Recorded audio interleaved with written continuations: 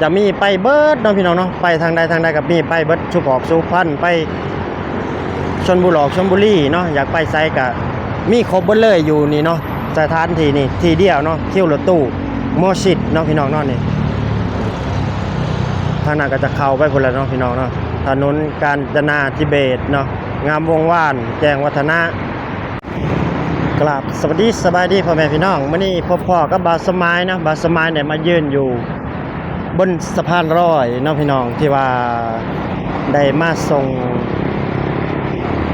แม่กลับบ้านเนาะพี่น้องเนาะมื้อนี้ก็ได้มีโอกาสแต่อยู่ข้างในบาสมัยบ่ได้ถ่ายเนาะพี่น้องเพราะว่าเพิ่นบ่อยากให้ถ่ายรูปเนาะก็เลยบ่ถ่ายเนาะบาสมัยก็เลยมาถ่ายอยู่ข้างนอกเนาะอยู่บนสะพานนี่คือที่ว่าการสัญจรที่ว่าคนมาประเทศไทยเนาะบอกว่าคนลาวคนไทยเนาะไปต่างจังหวัดเนาะจุดนี้ก็คือเป็นคิวรถตู้เนาะพี่น้องเนาะนี่คิวรถตู้ออกต่างจังหวัดเนาะพี่น้องเนาะนี่เนาะอยู่ใต้สะพานอยู่ใต้ทางด่วนเนาะพี่น้องเนาะนี่ ที่มอสิดเนาะพี่น้องตอนนี้อยู่ที่มอสิดเด้อพี่น้องบ่าวสมัยยืนอยู่ที่มอสิดอีกบ่นานเนาะบ่าวสมัยก็สิได้กลับบ้านคือกันแล้วเนาะพี่น้องนี่ปลาโทพี่น้อง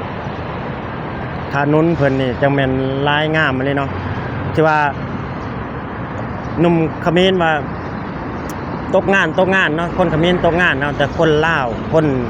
อีสานบ้านเฮาหลั่งไหลกันเข้ามาประเทศไทยเนาะพี่น้องเขามากรุงเทพนี่เพิ่นได้มาคนลาวก็มาทำงานเนาะพี่น้องเนาะเฮ็ดถูกต้องตามกฎหมายก็มาอยู่ในประเทศไทยได้เนาะพี่น้องเนาะนี่คืออยู่ข้างบนนี่ก็จะเป็นทางด่วนเนาะพี่น้องพูดโอ้ยทางด่วนส่วนอยู่ตึกนั่นก็จะเป็นสวนจตุจักรเนาะพี่น้องเนาะก็คืออยู่ติดกันเลยแล้วเนาะบอลเพิ่นแลนออกกำลังกายเนาะพี่น้องเนาะนี่อยู่บอนป่าไม้นี่การสัญจรพี่น้องเอ้ยโหเดี๋ยวบาสุมาจะพามาเบิ่งทางนี้เนาะพี่น้องบ่ว่าจะเป็นวินเป็นหยังเนาะรถแท็กซี่เนาะรับส่งผู้โดยสารเนาะอย่างสะดวกปลอดภัยเนาะพี่น้องเนาะก่อนสิขึ้นถ้าอยู่ข้างในมอสิดถ้าสิจะขึ้นนะต้อง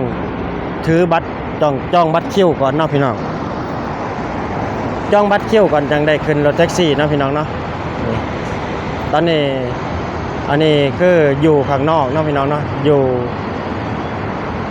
สถานีรถตู้เนาะคิวรถตู้ใต้สะพานใต้ทางด่วนก็ว่าได้นะนี่พวกจะมีไปเบิดเนาะพี่น้องเนาะไปทางใดกับมีไปเบิดชุกออกสุพรรณไปชลบุรีเนาะอยากไปไซก็มีครบเบิดเลยอยู่นี่เนาะสถานที่นี่ที่เดียวเนาะคิวรถตู้โมชิดเนาะพี่น้องเนาะนี่ทางนั้นก็จะเข้าไปพุ่นแล้วเนาะพี่น้องเนาะถนนกาญจนาธิเบศรเนาะงามวงวานแจ้งวัฒนะนี่คนเบิ่งเอานี่แหละการสัญจรประเทศไทยโอ้สะดวกสบายพี่น้องเอ้ยรถหรูรถหลาย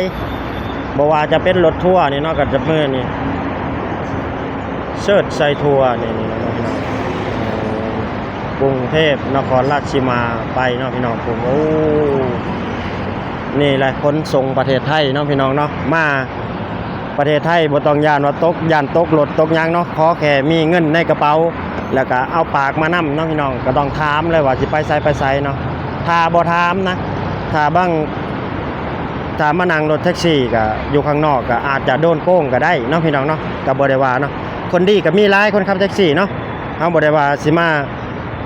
เว้ามาทายเพื่อว่าจะปราบปรามเพิ่นเนาะพี่น้องเนาะก็บางคนก็เจอบางคนก็บ่เจอเนาะพี่น้องเนาะนี่คือเดี๋ยวบ่าวสมาสิซูมเข้ามาให้เบิ่งเนาะพี่น้องคนมาใช้บริการรถตู้นี่หลายเนาะเพิ่นสิไปต่างจังหวัดเนาะพี่น้องเนาะ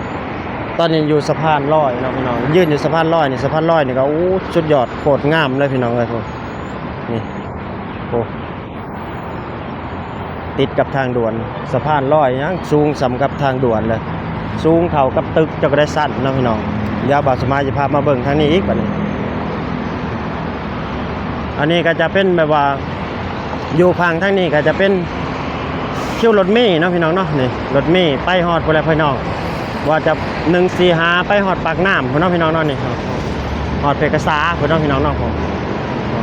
สำโรงก็มีเนาะพี่น้องนี่ อันนี้จะเป็นคิวรถเมล์เนาะพี่น้องนี่รถเมล์ประจำสายทางเนาะพี่น้องเนาะนี่โอ้อันนี้ก็จะเป็นทางที่ว่าขึ้นทางด่วนคือกันนั่นนี่พี่น้องไว้ดูมุมดูนี่นี่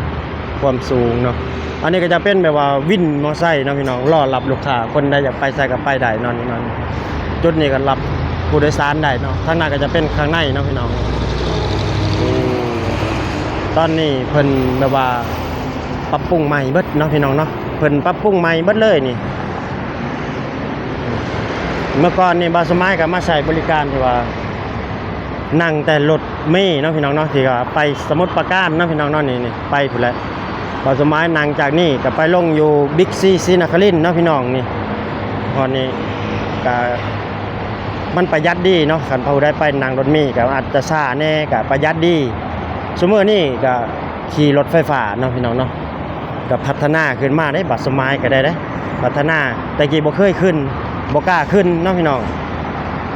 บัดเดี๋ยวนี้ว้านั่งรถไฟฟ้าสะดวกสบายพี่น้องเอ้ยนี่บ่ว่าจะเป็นรถเมล์รถ145นี่คือเข้ามอสิดนี่ก็คือเพิ่นสิมาจอดแล้วก็ไปพุ่นแล้วพี่น้องครับผมไปกลับอยู่สวนตตุจักรพุ่นแล้วก็เมื่อพุ่นเลยเนาะผมโอ้ยการสัญจรพี่น้องเอ้ยรถหลายเนาะพี่น้องเนาะรถประเทศไทยนี่หลายบ่ว่าจะเป็นรถทุกยี่ห้อมีทุกยี่ห้อเนาะพี่น้องผมจอดโอ้โหส่วนรถทัวร์ก็วิ่งเข้าไว้มอสิดเนาะไปรับผู้โดยสารเนาะพี่น้องรถแท็กซี่ก็เข้าไปส่งเข้าไปรับเนาะนี่คือการทำมาหากินของคนไทยเนาะสุจริตนะพี่น้องอย่าโกงอย่าโลภมากเนาะนี่เดี๋ยวมาเบิ่งทางนี้อีกพี่น้องเอ้ยพุ่นบ่าวสมัยเห็นแล้วโอ้ออนซ่อนสะพานลอยเพิ่นก็ปานนั้นเนาะโอ้เบิ่งเอาพุ่นโอ้นี่พุ่นโอ้จะแม่นงามเนาะ